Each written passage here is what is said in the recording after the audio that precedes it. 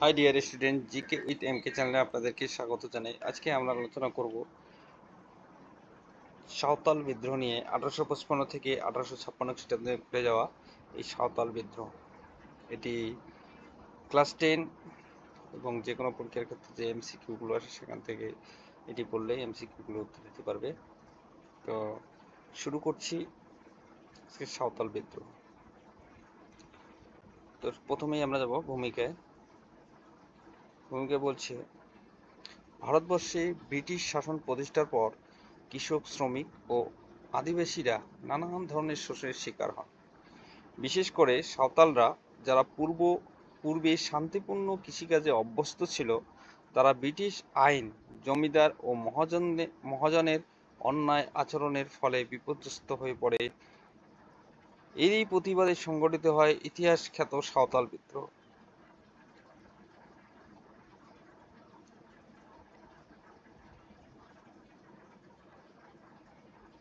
পরে যদি আমরা দেখি বিদ্রোহের পটভূমি, তাহলে দেখব সাঁওতালরা মূলত কৃষি নির্ভর একটি সমাজ,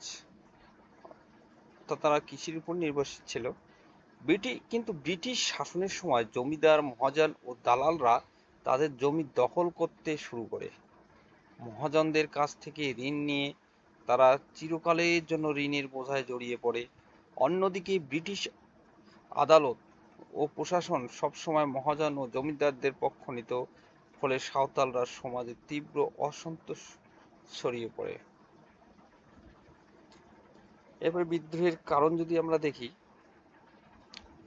অর্থনৈতিক কারণ। প্রথমে রয়েছে অর্থনৈতিক কারণ। জমির দখল ও মহাজনদের ঋণ শোষণ ছিল অর্থনৈতিক কারণ। অর্থাৎ আগে তারা শান্তিপূর্ণভাবে যেই জমিগুলো দখল করে তারা ভোগ করত। পরবর্তীকালে যখন এই ইংরেজদের আধিপত্য প্রতিষ্ঠিত হলো ভারতবর্ষে, তখন জমিদাররা কি করলো, এই সাঁওতালদের জমিগুলো দখল করে নিল এবং তাদেরকে চোরা ঋণ দিয়ে তাদেরকে কৃষিকাজ করাতে লাগলো, যে ঋণ তাদের শোধ করার মতো ক্ষমতা তাদের ছিল না। পরে যদি আমরা সামাজিক কারণ দেখি, সামাজিক কারণের ক্ষেত্রে মহাজন, দালাল ও জমিদারদের অত্যাচার। এরা কি করত, প্রথমে তাদেরকে লোন দিত, দাদন দিত। যখন দাদন তারা উচ্চ হারে সুদ নিত, এর ফলে যখন সাধারণ মানুষ, কৃষকরা দিতে পারত না, তখন তাদের উপর এই মহাজন, দালাল ও জমিদাররা কি করত, অত্যাচার করত। তারপর রাজনৈতিক কারণ যদি দেখি, ব্রিটিশ শাসন ব্যবস্থার অন্যায় ও দুর্নীতি। অর্থাৎ রাজনৈতিক কারণ যদি ব্রিটিশ শাসন ব্যবস্থা অন্যায় ও দুর্নীতি, অর্থাৎ শাসন ব্যবস্থায় ছিল মহাজন, দালাল ও জমিদারদের প্রতি ছিল শাসন ব্যবস্থা, ব্রিটিশরা তাদেরকেই সাহায্য করত। পরবর্তী আমরা সাংস্কৃতিক কারণ যদি দেখি, বাইরের সমাজ কর্তৃক সাঁওতালদের স্বতন্ত্র সংস্কৃতির উপর আঘাত হানত। অর্থাৎ জোর জুলুম করে তাদেরকে খ্রিস্টান ধর্মে দীক্ষিত করা হতো, তাদের ধর্মকে নষ্ট করা হতো। এই সমস্ত কারণের জন্যই কিন্তু পরবর্তীকালে এই সাঁওতালরা ইংরেজদের বিরুদ্ধে বা এই জমিদারদের বিরুদ্ধে যুদ্ধ ঘোষণা করে বা আন্দোলন শুরু করে। এবার বিদ্রোহের সূচনা যদি আমরা দেখি, 1855 সালের 30শে জুন ভাগলপুর ও রাজমহল অঞ্চলে সাঁওতাল বিদ্রোহ শুরু হয়। এই আন্দোলনের নেতৃত্ব দেন 4 ভাই। এখানে একটা শর্ট প্রশ্ন হতে পারে যে সাঁওতাল বিদ্রোহ কোথায় শুরু হয়েছিল এবং কত খ্রিস্টাব্দে।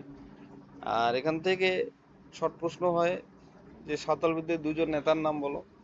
তাহলে সিধু আর কানু তোমরা নাম জানো, সিধু মুর্মু আর কানু মুর্মু। তারপর আরো 2 ভাই রয়েছে, চাঁদ মুর্মু, ভৈরব মুর্মু। এরা 4 জনেই এই সাঁওতাল বিদ্রোহের নেতৃত্ব দিয়েছিলেন। তারা সাঁওতালদের ঐক্যবদ্ধ করে শপথ গ্রহণ করান যে জমিদার, মহাজনদের শোষণ আর ব্রিটিশ শাসন মেনে নেওয়া হবে না, অর্থাৎ তাদের বিরুদ্ধে আমরা আন্দোলন বা বিদ্রোহ শুরু করব। বিদ্রোহের বিস্তার, অর্থাৎ কতদূর অবধি এই বিদ্রোহটি গিয়েছিল। সাঁওতাল বিদ্রোহরা সংগঠিত হয়ে জমিদার, মহাজন ও দালালদের বিরুদ্ধে আক্রমণ চালায়। তারা শোষণ ঘোষণা করে যে ব্রিটিশ শাসন তাদের কাছে গ্রহণযোগ্য নয়।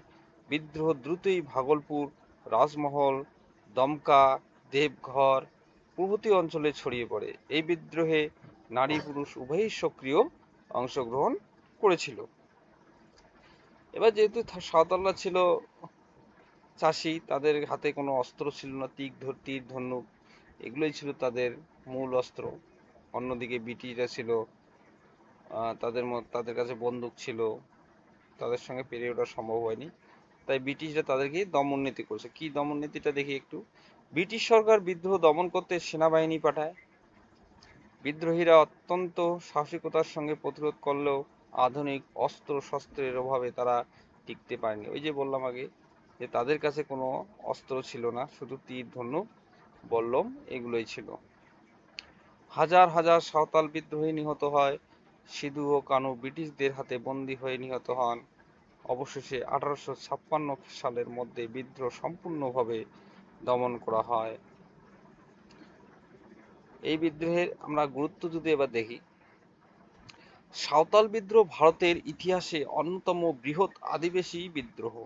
এটি প্রমাণ করে যে আদিবাসীরাও অন্যায় শাসনের বিরুদ্ধে প্রতিবাদে সক্ষম। এই বিদ্রোহ ব্রিটিশ প্রশাসনকে নাড়া দেয় এবং তারা সাঁওতালদের জন্য কিছু সংস্কারের প্রয়োজনীয়তা অনুভব করে। আমরা ফলাফল যদি দেখি, যদিও সাঁওতালরা বিদ্রোহ ব্যর্থ হয়েছিল, তবে এর প্রভাব ছিল গভীর। ব্রিটিশ সরকার 1855 সালের পর সাঁওতাল পরগনা নামে একটি বিশেষ জেলা গঠন করে, যেখানে জমিদার মহাজন দমন নীতি কিছুটা সীমিত হয়। উপসংহার যদি আমরা বলি, উপসংহারে সাঁওতাল বিদ্রোহ ছিল জমিদার মহাজন ও ব্রিটিশ শাসনের বিরুদ্ধে এক মহান সংগ্রাম। যদিও এটি সামরিক শক্তির অভাবে দমন করা হয়, তবু এটি ভারতের স্বাধীনতা আন্দোলনের ইতিহাসে এক অনন্য স্থান অধিকার করে আছে। সিধু ও কানুর আত্মত্যাগ আজও ভারতীয় জনগণের প্রেরণার উৎস। তো এই ছিল বন্ধুরা আজকে সাঁওতাল বিদ্রোহ নিয়ে একটি নোটস। যদি ভালো লাগে, ক্লাস 10-এর খুবই গুরুত্বপূর্ণ প্রশ্ন। তো এই ছিল আজকের। দেখা হবে আবার নতুন কোনো ভিডিওতে। যদি ভিডিওটি ভালো লাগে অবশ্যই চ্যানেলটিকে সাবস্ক্রাইব করবে, কমেন্ট করবে তোমরা কোন ধরনের প্রশ্ন চাও, তাহলে সেই সম্বন্ধে আমি কিছু ভিডিও বানিয়ে দেব। তো আজ এই পর্যন্ত, দেখা হবে আবার নতুন কোনো ভিডিওতে।